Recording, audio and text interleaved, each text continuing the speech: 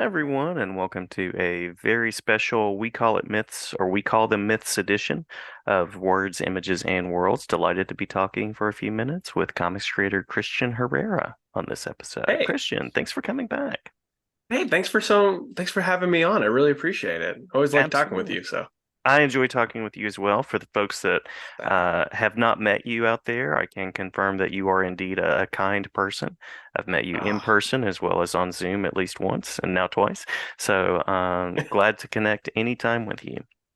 I appreciate it. Yeah, try to be as nice as possible to people. So, Yeah, yeah, same here. yeah, Putting the good out into the world. Um, exactly. yeah, yeah. So speaking of good things being put out into the world, you have a couple of books, Sidekick for Hire and Prolong, that we've talked about before on a previous hmm episode.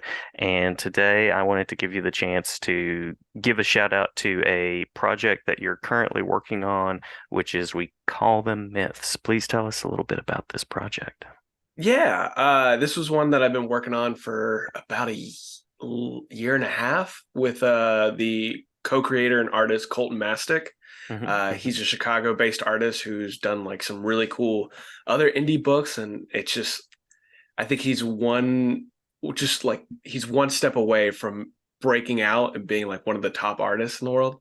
But yeah, we were chatting because we both like each other's work. I think he messaged me about Prolong, Hmm. and then I saw some of his work, and I was like, dude, this is really good because he Yeah. has like a robot detective story, and it's fantastic. But we were chatting back and forth. We were hitting it off pretty well, and then he was like, "Yeah, I'm kind of looking for new things to work on." And I was like, "Same here." And this is where it went a little bit differently. Hmm. I pitched instead of me pitching ideas to him, I was like, "What ideas do you want to work on? Like, what's a kind of story you want to work?" Nice. Because I think that would work out better. Because if I'm just like, "Hey, here's my ideas, draw them," he probably Hmm. wouldn't be as into it. But yeah, he wanted to do something with like monsters and cryptids.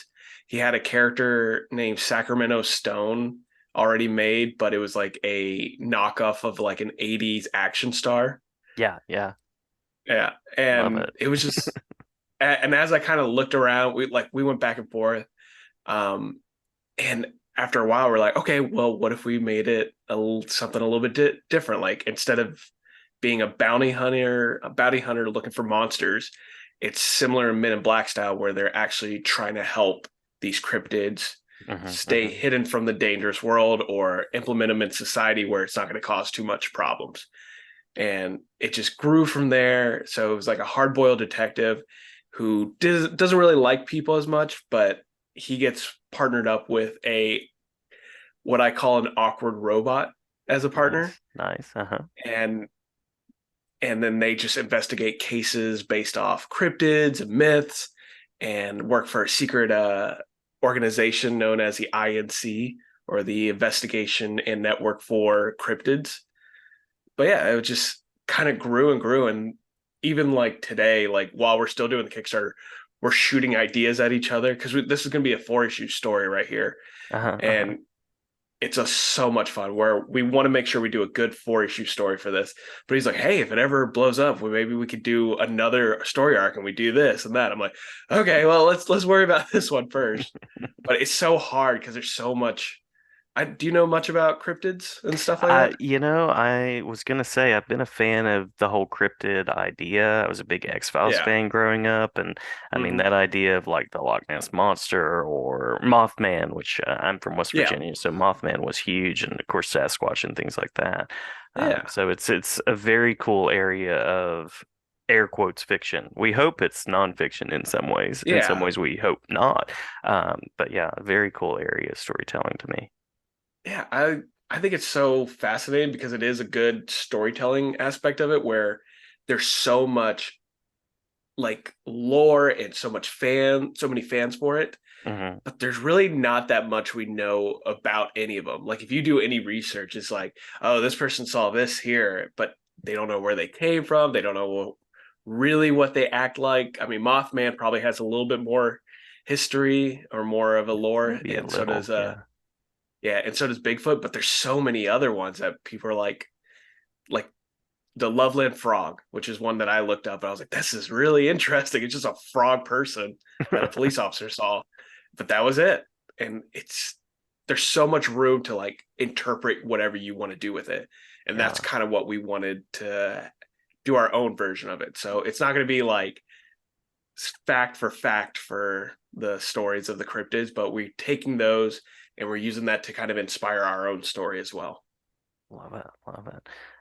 You mentioned that the Kickstarter is currently ongoing as of the drop date of this video and audio. So, how long is it going for? What are you hoping for, and where can people go to support the project? Yeah, it is. So as of today, around noon, it'll be 48 hours left for it. So Hmm. only 2 days Hmm. left. But you can find it on it's We Call the Myths at Kickstarter.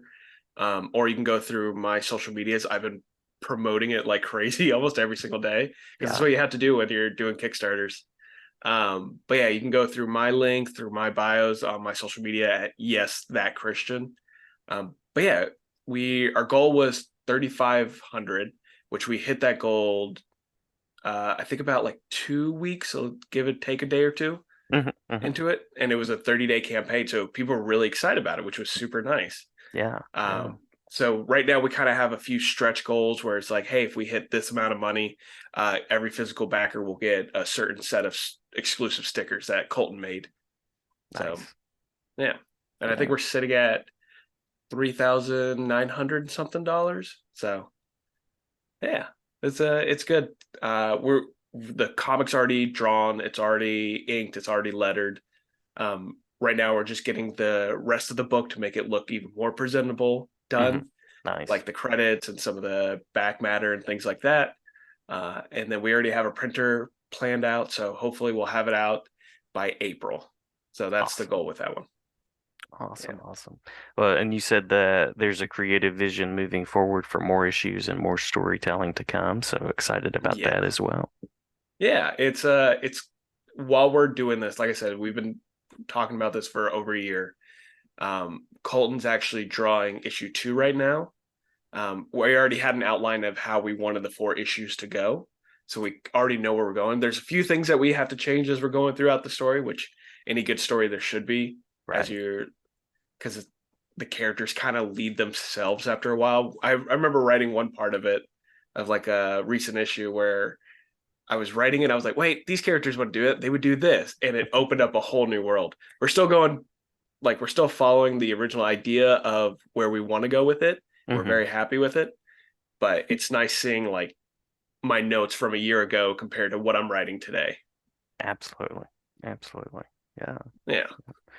Very cool. Very cool. Well, folks out there that have seen your books, I would just say that they should know at this point they're in for a good story, a professionally done comic. And so looking forward to seeing We Call Them Myths in the Thank world you. and continuing. What would be like a final tagline? Will I get sued if I say the truth is out there or something like that, maybe? I won't sue you. You could say the truth is somewhere out there. That'll probably be safer. Just add that There you little go. extra. There you go. Yeah. The truth is somewhere out there. It might be on Kickstarter. So, It might be um, on my comic.